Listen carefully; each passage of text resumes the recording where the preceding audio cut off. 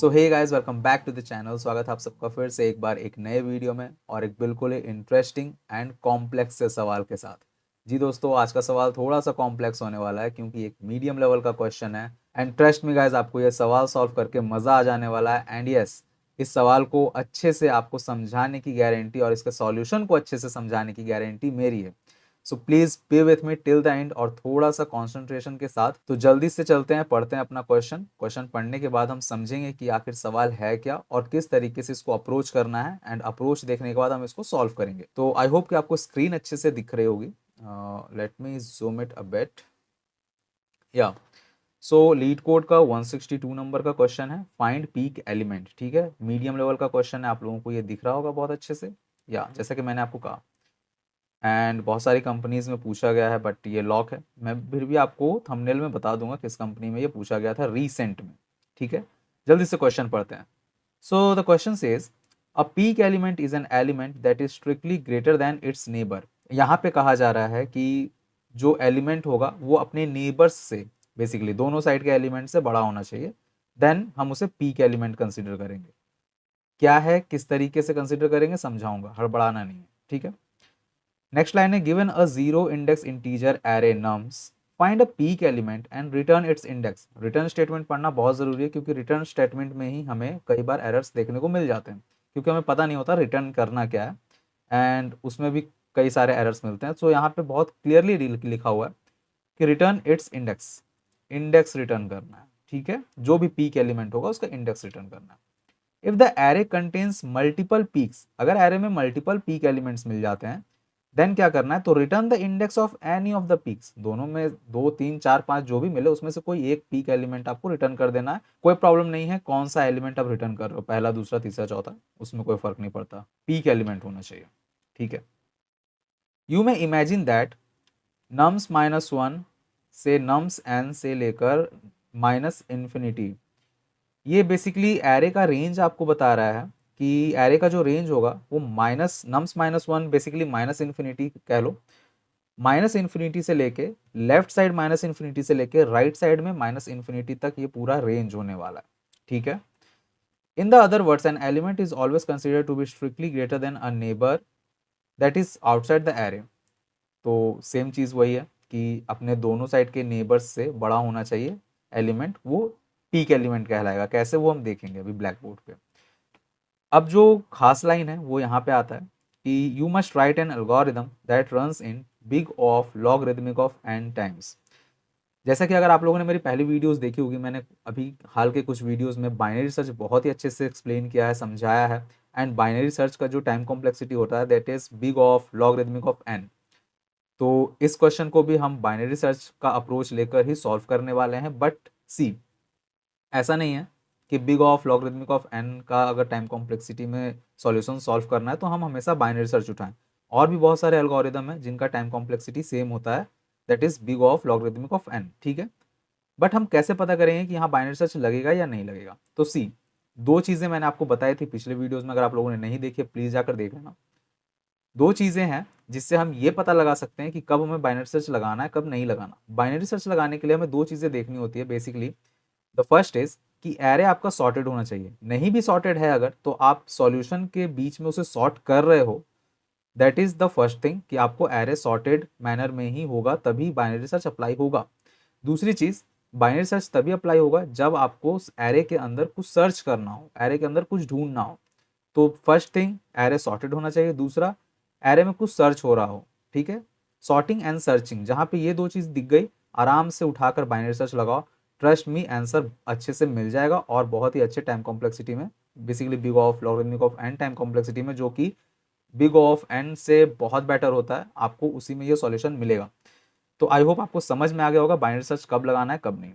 ठीक है, यहाँ पे हम लोग बाइनरी सर्च ही लगाएंगे। एग्जाम्पल्स में यहाँ कुछ दिए हुए हैं। सबसे पहले क्वेश्चन बहुत अच्छे से समझते हैं ब्लैक बोर्ड पे, देन फिर एग्जाम्पल देखेंगे क्या कह रहा है, और फिर अप्रोच समझेंगे कि किस तरीके से हम इस क्वेश्चन को अप्रोच करेंगे, किस तरीके से इस क्वेश्चन को सॉल्व करने के बारे में बेसिकली सोचेंगे। उसके बाद हम उसका सॉल्यूशन प्रॉपर लिखेंगे। ठीक है, तो जल्दी से चलते हैं ब्लैक बोर्ड पे। सो गाइस सी, आप लोगों को क्वेश्चन समझाने के लिए मैंने यहाँ पे 4 तरीके के एरेज लिए हैं। ठीक है, चारों केस देखेंगे किस तरीके से पीक एलिमेंट फाइंड करना है और पीक एलिमेंट बेसिकली होता क्या है। तो सी, इतना तो आप लोगों को समझ में आता होगा कि पीक का मतलब टॉप, राइट। एक माउंटेन का पीक होता है जिसे हम टॉप कहते हैं, तो पीक का मतलब बेसिकली टॉप। तो पीक एलिमेंट सर्च करने के लिए so let's treat it like a graph. अगर आप ग्राफ देखोगे, सो ग्राफ कुछ इस तरीके से होता है, राइट।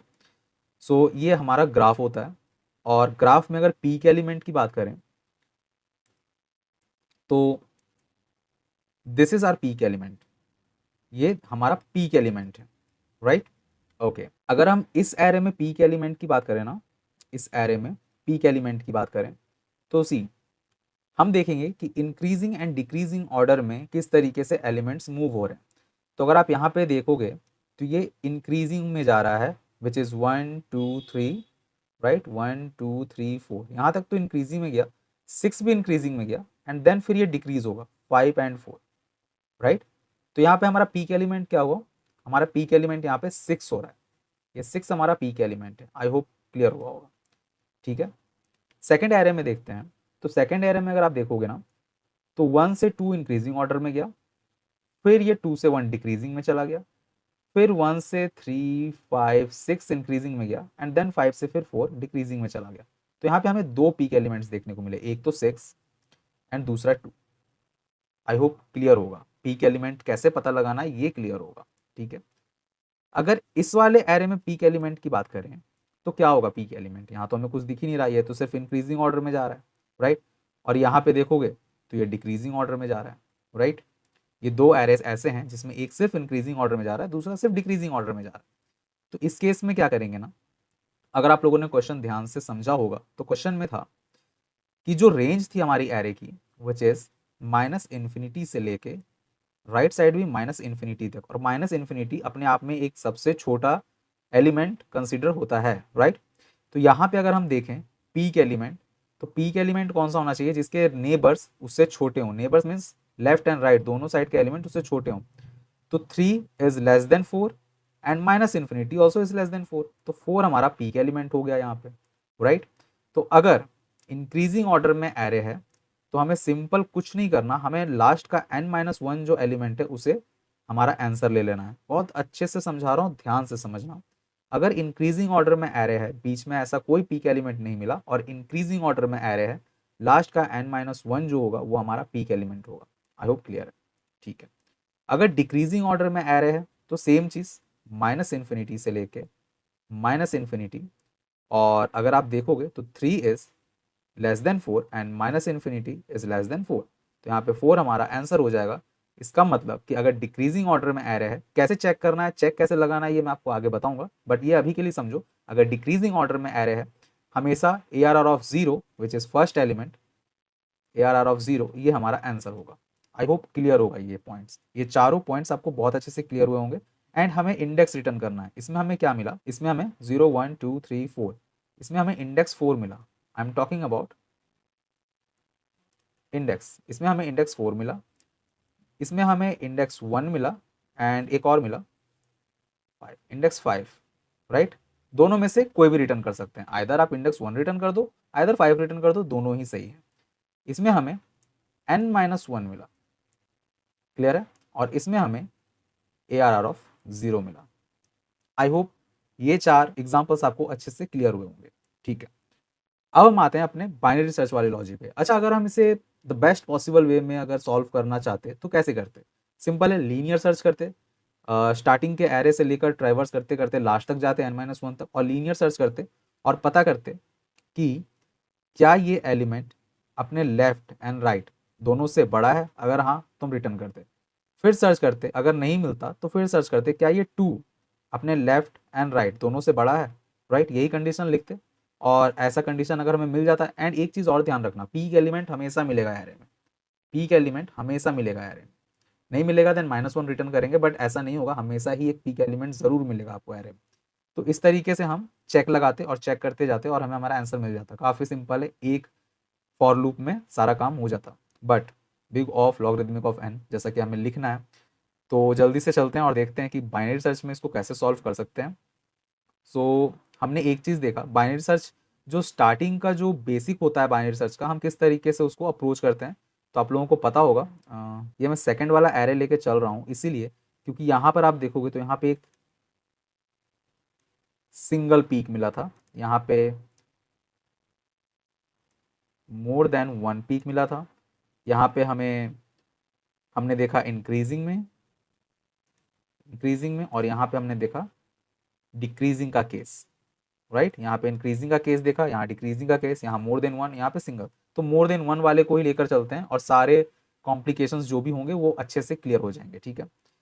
तो अगर आप बेसिक्स जानते हो बाइनरी सर्च के, अगर आपने मेरी पिछली वीडियोस देखी है या फिर आपको पहले से भी पता है, तो बेसिक्स क्या होते हैं बाइनरी सर्च के। इसे हम लो कंसीडर करते हैं, क्लियर।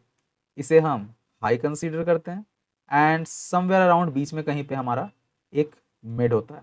इतना तो क्लियर है, राइट। ये हमारा बेसिक्स है बाइनरी सर्च का, ठीक है। अब हम ये पता करते हैं कि क्या ये मिड हमारा आंसर है। अगर हाँ तो मिड रिटर्न करते हैं, अदरवाइज अगर मिड हमारा आंसर नहीं है तो हम सर्च स्पेस को स्ट्रिंग करते हैं और एलिमिनेट करते हैं। बेसिकली लेफ्ट या राइट साइड को एलिमिनेट करते हैं। एलिमिनेट कैसे करते हैं उसके लिए भी हमें कंडीशन लिखते हैं। यही करते हैं हम बाइनरी सर्च में। इतना तो समझ में आ रहा होगा कि यही करते हैं बाइनरी सर्च में, ज़्यादा कोई बहुत लंबा प्रोसेस नहीं है। एक लो एंड हाई कंसीडर करते हैं, बीच में एक मिड आता है उसका जो कि डिवीजन से निकलता है, एंड मिड को चेक करते हैं क्या हमें मिड हमारा आंसर मिल रहा है। कैसे चेक करते हैं, क्या चेक लगाते हैं, वो अभी मैं आपको समझाऊंगा।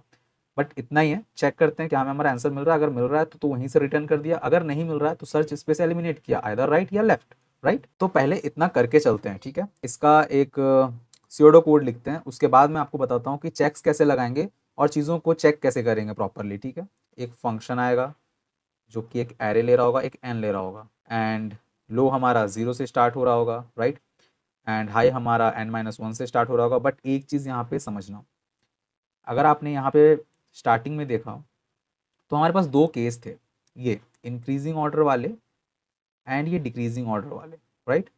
इसमें हम लोगों ने देखा कि अगर इंक्रीजिंग ऑर्डर में एरे जा रहा है तो हमेशा n-1 हमारा आंसर होगा, विच इज़ वेरी श्योर। अगर डिक्रीजिंग ऑर्डर में एरे है तो हमेशा ARR ऑफ 0 हमारा आंसर होगा, which is obviously very sure, ठीक है। ये दो चीज़ें हम लोगों ने यहीं पे जज कर ली और देख ली। तो क्या हमें यहाँ से यहाँ तक सर्च करने की ज़रूरत है? I think no. अगर ये वाला एलिमेंट हमारा सबसे बड़ा है तो हम इसको डायरेक्टली रिटर्न कर सकते हैं। अगर ये एलिमेंट हमारा बड़ा है तो इसे क्या, इसको भी हम डायरेक्टली रिटर्न कर सकते हैं, राइट। एंड एक केस और है, अगर हमारे एरे में सिंगल एलिमेंट है, लाइक दिस, सिंगल एलिमेंट है, तो ऐसे में पीक एलिमेंट क्या होगा हमारा। थोड़ा सा थिंक अबाउट इट। ये चीज़ें प्रैक्टिस से आएंगी, ऐसे समझ नहीं आएगा। मुझे पता है ये बेस केसेस हैं, ज़रूरी होते हैं। कई बार बेस केस में हमें बहुत सारे एरर्स मिल जाते हैं क्योंकि हमें पता नहीं होता कि टेस्ट केस में किस टाइप का टेस्ट केस दिया गया है, राइट। तो ये बेस केसेस हैं, प्रैक्टिस से आएंगे। तो अगर हमारे पास एक सिंगल एलिमेंट है तो फिर ऐसे में पीक एलिमेंट क्या होगा। मैंने आपको कहा था कि always there is a peak element, आपको एरे में हमेशा एक पीक एलिमेंट मिलेगा ही मिलेगा। तो अगर एक सिंगल एलिमेंट है तो the element itself a peak element. अब बोलो कैसे, हालांकि ये तुम्हें पूछना नहीं चाहिए, बट अगर एक सिंगल एलिमेंट है ना तो इसके लेफ्ट में क्या है, माइनस इन्फिनिटी। इसके राइट में क्या है, माइनस इन्फिनिटी। अब माइनस इन्फिनिटी और माइनस इन्फिनिटी से तो बड़ा ही है ना 2। आई होप क्लियर है। तो ऐसे में हम क्या रिटर्न करेंगे, सिंपल 0 रिटर्न करेंगे। इंडेक्स ही तो रिटर्न करना है ना, तो सिंपल 0 रिटर्न करेंगे। तो ये तीन केसेस हैं जिसे हम बेस केस कह लो, जिसे हम सबसे पहले ही डील कर लेंगे। उसके आगे हम देखेंगे कि बाइनरी सर्च में हम किस तरीके से बाकी सारे एलिमेंट्स को डील करते हैं, ठीक है। सो सबसे पहले if n is equals to 1, ठीक है। If n is equals to 1 return 0। इतना तो क्लियर है, अगर n एक ही है एलिमेंट तो 0 रिटर्न करो। दूसरा, if ARR of 0 is greater than ARR of 1, तो ऐसे में रिटर्न करो ARR ऑफ 0 को। सिंपल है ना, ARR of 0 is greater than ARR of 1, ARR of 0 is greater than ARR of 1, तो ये डिक्रीजिंग ऑर्डर में जा रहा है, सिंपल है ना, तो 4 रिटर्न कर रहे हैं। एंड उसी तरह से if ARR of n-1 is greater than ARR of n minus two, तो return A R R of n minus one. अच्छा, A R R of n minus one नहीं, सिर्फ n माइनस वन, क्योंकि index return करना है। तो simple सी बात है, अगर n minus one is greater than n minus two, इसका मतलब है कि लास्ट एलिमेंट सबसे बड़ा था, राइट? तो हम इसे ही पीक एलिमेंट मान सकते हैं। एंड ये भी है ना कि अगर इसके पहले भी कोई पीक एलिमेंट्स होंगे, इसके पहले भी अगर कोई पीक एलिमेंट्स होंगे, तो हमें तो एक ही पीक एलिमेंट रिटर्न करना है ना, चाहे वो कोई भी हो, राइट? एक ही पीक एलिमेंट रिटर्न करना है। तो यहाँ पे तो ये पीक हुआ ही ना, क्योंकि इससे पहले वाला तो इससे छोटा है, और इसके बाद वाला क्या है, माइनस इन्फिनिटी, तो हम उसे रिटर्न कर देंगे। तो ये तीन केसेस जो हैं, ये कंफर्म आपको लिख देने हैं, ये बेस केस की तरीके से, ठीक है? अब हमारा सर्च स्पेस क्या रह गया, हमने इसे हैंडल कर लिया एंड इसे हैंडल कर लिया। अब हमारा सर्च स्पेस यहाँ से यहाँ तक रह गया, ठीक है? तो बताओ लो क्या लेंगे? Low is equals to one, high is equals to n minus two, यही लेंगे। And while low is less than equals to high, तो मिड लेंगे। Mid is equals to low plus high by two, इतना ही करेंगे ना? I hope यहाँ तक तो कोई प्रॉब्लम नहीं होगा, अगर आप लोगों ने मेरी पिछली बाइनरी रिसर्च की वीडियोस देखी हैं तो। इतना कंफर्म है। अब चेक्स कैसे लगाएंगे वो समझना। लेट सपोज कुछ इस तरीके से हमारा एरे में पीक एलिमेंट का पैटर्न है, ठीक है? जो कि बेसिकली यहाँ पे है भी। ये हमारा लो है, ये हमारा हाई है, मिडल लेट सपोज समवेयर यहाँ पे आ रहा है, ठीक है? यहाँ पे मिड आ रहा है मेरा, यहाँ पे मिड आ रहा है, ठीक है? तो क्या मिड इंक्रीजिंग कर्व में है, ये चेक करेंगे। क्या मिड इंक्रीजिंग कर्व में है या फिर मिड डिक्रीजिंग कर्व में है? अगर तो मिड डिक्रीजिंग वाले कर्व में है, अगर ये मिड इस डिक्रीजिंग वाले कर्व में है, इसका मतलब कि पीक एलिमेंट इसके पहले होगा, बेसिकली यहाँ पे होगा, राइट? और अगर मिड इंक्रीजिंग वाले कर्व में कहीं पे लाई करता है, लेट सपोज अगर मिड कहीं यहाँ पे लाई करता है, इसका मतलब है उस टाइम पे भी कि हमारा जो पीक एलिमेंट है वो आगे कहीं पे होगा। इतना तो कंफर्म है ना? अब ये कैसे चेक करेंगे कि हमारा जो मिड है वो इंक्रीजिंग कर्व में है या डिक्रीजिंग कर्व में? तो बहुत ही सिंपल है, बहुत ही सिंपल है। हमें हमारे नेबर्स को पता करना है कि क्या जो पीक एलिमेंट है उसका जो नेबर्स है वो उससे छोटा है या नहीं। तो सबसे पहले तो हम अपना मिड का जो जस्ट अ सेकेंड, सबसे पहले हम अपना जो मिड का आंसर होने का प्रोबेबिलिटी है वो लिख लेंगे कि if ARR of mid is greater than, ARR of mid बड़ा होना चाहिए किससे? ARR of mid minus one, ठीक है? And ARR of mid plus one is less then ARR of mid. अगर ये चीज़ है, अगर ये चीज़ है, इट मीन्स कि हमारा मिड हमारा आंसर है, रिटर्न मिड, राइट? अगर ये चीज़ है इट मीन्स कि हमारा मिड हमारा आंसर है, उसके लेफ्ट वाला भी उससे छोटा है, उसके राइट वाला भी उससे छोटा है, इट मीन्स कि हमारा मिड हमारा आंसर है। नहीं तो क्या होगा? नहीं तो यही होगा ना कि या तो मिड इंक्रीजिंग कर्व में होगा या डिक्रीजिंग कर्व में होगा। वो कैसे पता चलेगा? तो वो ऐसे पता चलेगा, बहुत ही सिंपल है। If ARR of mid is greater than ARR of mid minus one, अगर ये वाला कंडीशन है, ठीक है? ARR of mid is greater than ARR of mid minus one, ये कंडीशन है। अगर ये दोनों कंडीशन मैच हुआ तब तो मिड रिटर्न होगा, अदरवाइज कोई एक कंडीशन मैच होगा, या तो इंक्रीजिंग कर्व में मिड होगा या तो डिक्रीजिंग कर्व में मिड होगा। अगर इंक्रीजिंग कर्व में मिड है विच इज मिड बड़ा होगा मिड माइनस वन से, थोड़ा सा ये भी समझो, ये जो मिड है ये mid minus one, mid minus one इसके इधर हुआ ना, मिड माइनस वन से बड़ा होगा, तो ऐसे में हम कह देंगे low is equals to mid plus one.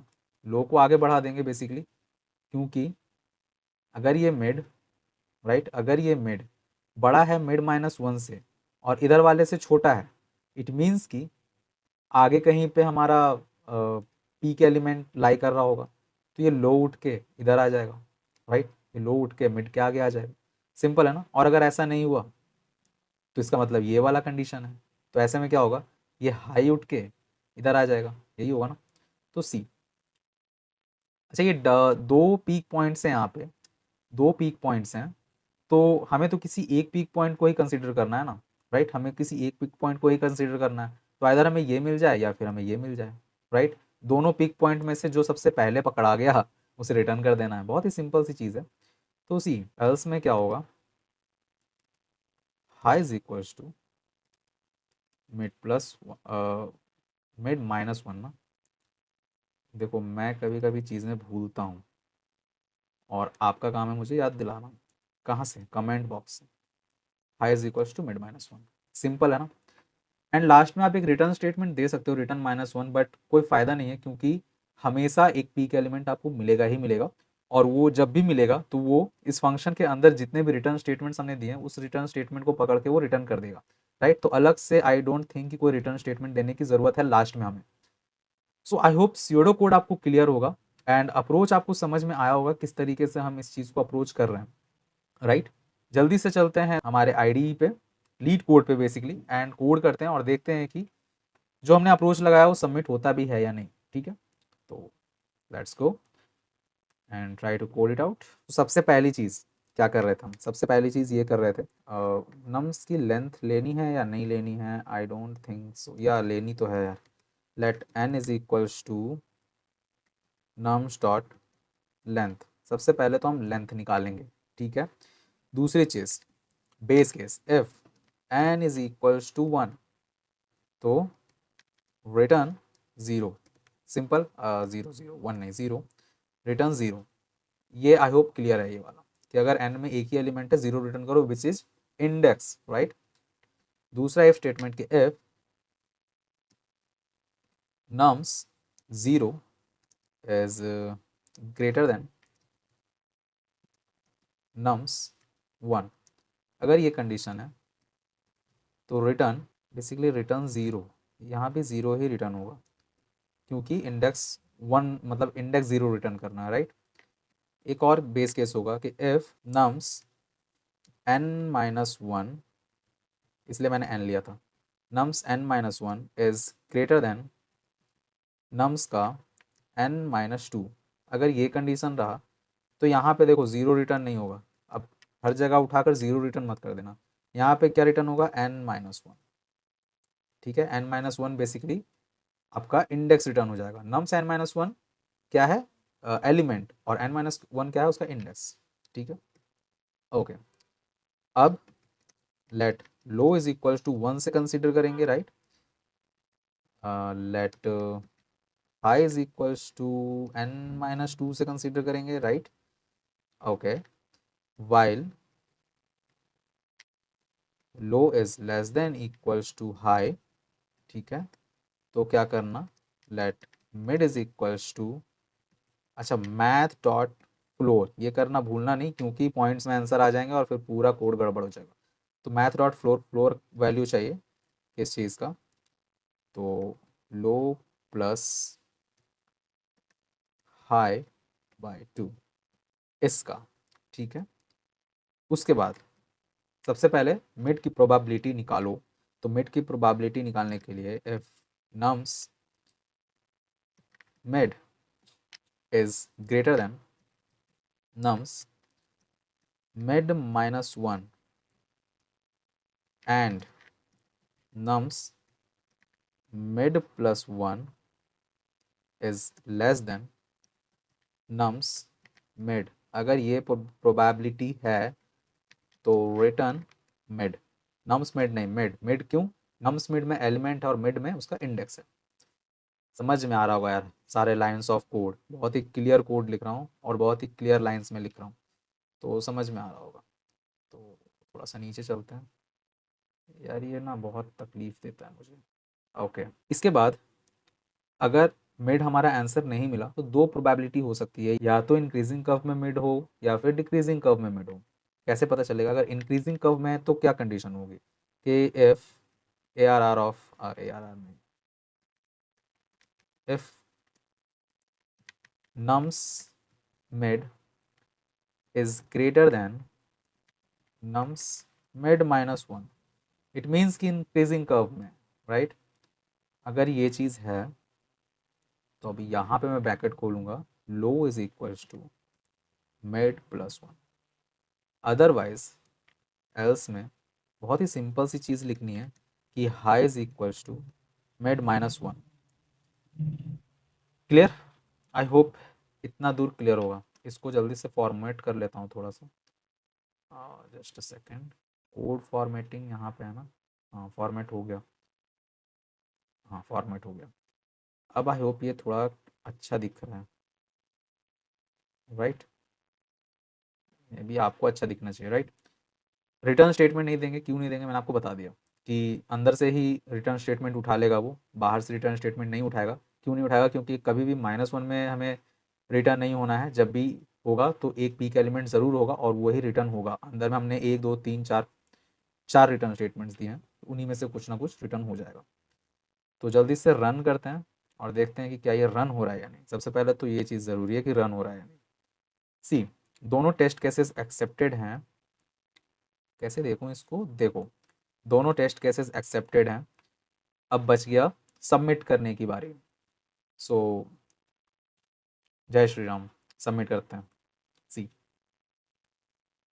I hope submit हो जाना चाहिए सक्सेसफुली। एंड सी, वाह यार, वाह वाह, इट्स ग्रेट। अगर आप लोग को दिख रहा हो तो इट्स ग्रेट, 100% बीट किया है हम लोगों ने। किसको? जावा स्क्रिप्ट यूज़र को। यार हम जावा स्क्रिप्ट वाले हैं, हम जावा स्क्रिप्ट में कोड करते हैं। जावा स्क्रिप्ट यूज़र को 100% बीट किया है। एनालाइज टाइम कॉम्प्लेक्सिटी देख लो यार, big of logarithmic of n ही मांगा था। अगर नहीं देता तो वो एक्सेप्ट करता नहीं। फिर भी एआई का फीचर है, देखना तो बनता है। भाई पता नहीं इधर क्यों दे रहा है। आई होप आप लोगों को दिख रहा होगा, big of logarithmic of n. So I hope आप लोगों को चीज़ें काफ़ी अच्छे से क्लियर हुई होंगी, समझ आया होगा, क्रिस्टल क्लियर हुआ होगा। उसके बाद भी अगर कोई डाउट है then please ask me on comment box में, ज़रूर आंसर करूँगा। बट आई डोंट थिंक कि कोई डाउट होना चाहिए।